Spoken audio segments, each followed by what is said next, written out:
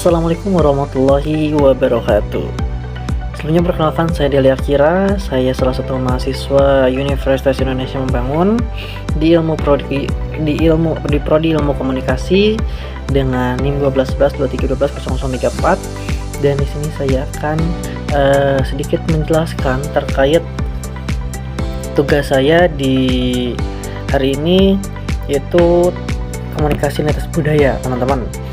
Nah, tentunya sebelum saya akan menjelaskan asimilasi budaya melalui sudut pandang komunikasi lintas budaya, di sini akan saya menjelaskan terkait apa itu asimilasi, karena mungkin asimilasi budaya ini adalah salah satu hal yang memang penting ya dalam pendekatan komunikasi lintas budaya, teman-teman. Apa sih asimilasi budaya, teman-teman sekalian? Tentunya asimilasi budaya adalah suatu proses ya, dimana dua budaya yang berbeda bagi teman-teman mulai berinteraksi secara intens dan lambat laun terjadinya penyerapan, yaitu penyerapan budaya ya, budaya satu dengan budaya yang lainnya.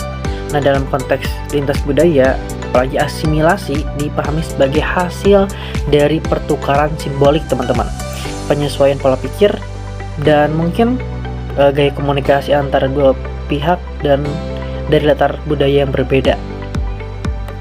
Nah, mungkin di sini saya akan langsung saja menjelaskan apa contoh nyata nih asimilasi budaya yang dipilih dan mungkin mengapa relevan dan signifikan.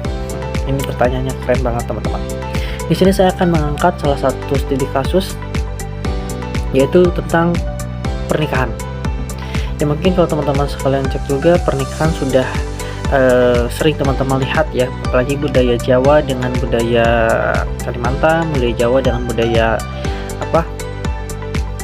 Sulawesi dan sebagainya. Cuman di sini saya akan mengangkat salah satu studi kasus, yaitu seorang perempuan nih asal Jawa dan menikah dengan laki-laki asal Jerman dan tinggalnya di Yogyakarta, teman-teman. Nah, pernikahan ini mungkin melibatkan dua budaya yang sangat berbeda. Yang pertama mungkin dari segi bahasanya pasti sangat berbeda, teman-teman. Nah, kita ambil dari segi satu, kesopanan. Apalagi orang Jawa itu, teman-teman ya, orang-orangnya sopan sekali, teman-teman. Mungkin orang Jawa lebih banyak menggunakan simbol-simbol ya, serta menggunakan tata krama yang begitu lemah lembut. Ya, tentunya berbanding berbeda dengan budaya Jerman yang ketika berbicara mungkin secara langsung, frontal, atau mungkin secara individualistiknya itu lebih jauh berbeda, teman-teman. Nah, mengapa kasus ini relevan? Yang pertama, menunjukkan interaksi antara budaya kolektivistik yaitu Jawa dan budaya individualistik yaitu Jerman. Nih, teman-teman sekalian, Yogyakarta sebagai kota budaya memberikan latar yang kaya untuk melihat bagaimana nilai-nilai tradisional itu dinegosiasikan dalam kehidupan modern, teman-teman. Nah, semakin banyaknya pernikahan-pernikahan campuran di Indonesia menjadikan kasus ini kontekstual ya dalam dinamika sosial saat ini, teman-teman.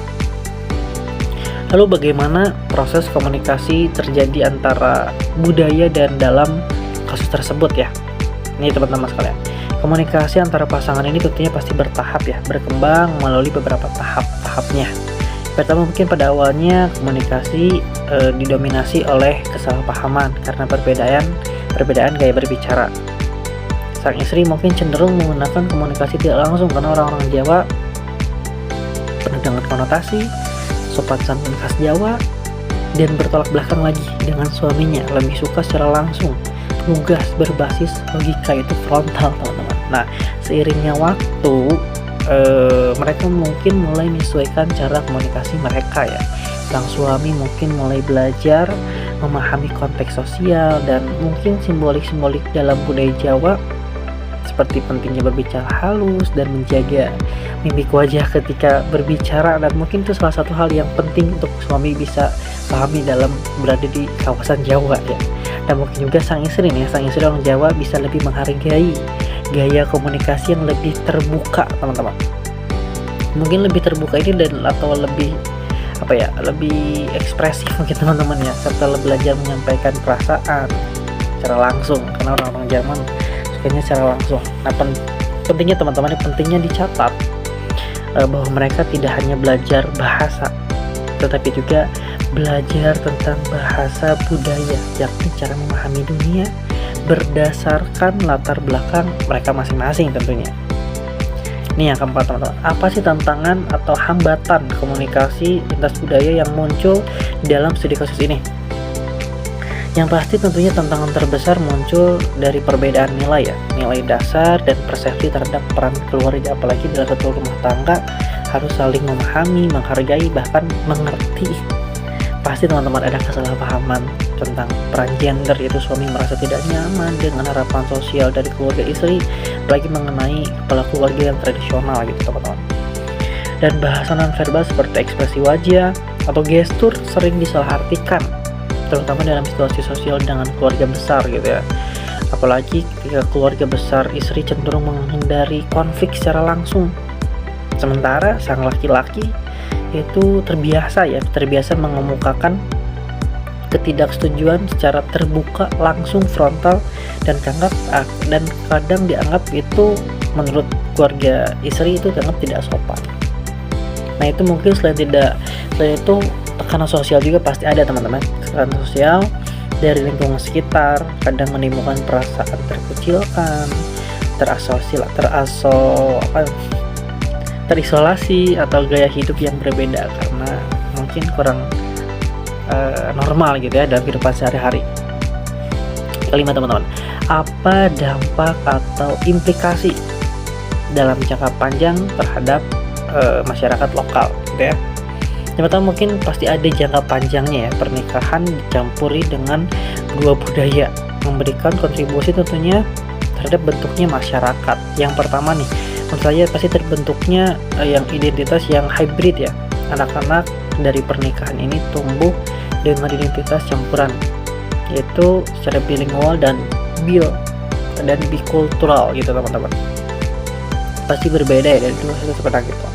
Dan penggayaan budaya lokal juga pasti tradisi seperti menyambut tamu dengan sentuhan menyambut tamu orang-orang luar kan langsung frontal.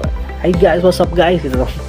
Walaupun berbeda usia ya, tapi berbeda dengan orang-orang Jawa yang mengutamakan tentang sopan santun, adab dan sebagainya. Dan itu menjadi salah satu hal yang penting dalam jangka panjang teman-teman. Yang terakhir mungkin adanya pengaruh dari pendidikan, yaitu beberapa anak mungkin yang anaknya sekolah di satu institusi nasional gitu ya, pasti mendorong modernisasi kurikulum lokal. Jadi setiap anak yang ada di dalam negara Indonesia pasti akan memahami setiap budaya lokal, dan pasti anak luar negeri pun bakal jauh lebih tahu tentang budaya Indonesia, dan dampaknya jangka panjang pasti akan meningkatkan pengenalan budaya pendidikan yang jauh lebih baik. Teman-teman, di sini saya membawakan beberapa penjelasan dengan teori dan literatur dan pendukung. Yang pertama di sini saya memfokuskan kepada Gudikun dan Kim 2003, yaitu Cross Cultural Adaptation Theory, yang dimana dua tokoh utama dalam kajian komunikasi ini tentunya mengembangkan teori adaptasi komunikasi antar budaya. Keduanya tentunya sangat berkontribusi besar ya dalam memahami bagaimana individu yang berpindah lingkungan ke budaya baru dan menyesuaikan, dan psikologi tentunya teman-teman sekalian. Dan yang terakhir, penyampaian dan media visual ya teman-teman sekalian. Dan semoga apa yang saya sampaikan tadi menjadikan salah satu poin-poin dalam pemahaman budaya di dalam kehidupan kita sehari-hari, karena mungkin kita sebagai warga negara Indonesia tidak luput, tidak jauh, dan pasti akan selalu menjalankan setiap budaya yang ada, karena itu adalah salah satu ikon yang kita miliki, dan bahkan kita adalah salah satu negara yang paling banyak budayanya di setiap negara-negara, dan harusnya kita berbangga terhadap budaya-budaya kita. Apalagi saya ya yang berada di dalam kota Bandung tapi masih berbudaya Sunda. Nah teman-teman, Jawa Barat, Sunda. Dan semoga apa yang tadi saya sampaikan bermanfaat di setiap dimanapun, kapanpun. Kita pasti harus berbudaya ya teman-teman sekalian, karena budaya itu pasti akan menjelaskan, pasti akan memberikan manfaat yang baik kepada kita, dan pasti budaya itu akan menampilkan satu profil negara. Dan tentunya pasti berbanggalah kita sebagai warga negara Indonesia yang paling banyak budayanya, dan kita pasti harus saling menghargai budaya kita dan menghargai budaya orang lain, karena itu salah satu hal poin dari setiap inti esensi budaya kita masing-masing. Terima kasih, semoga bermanfaat. Assalamualaikum warahmatullahi wabarakatuh.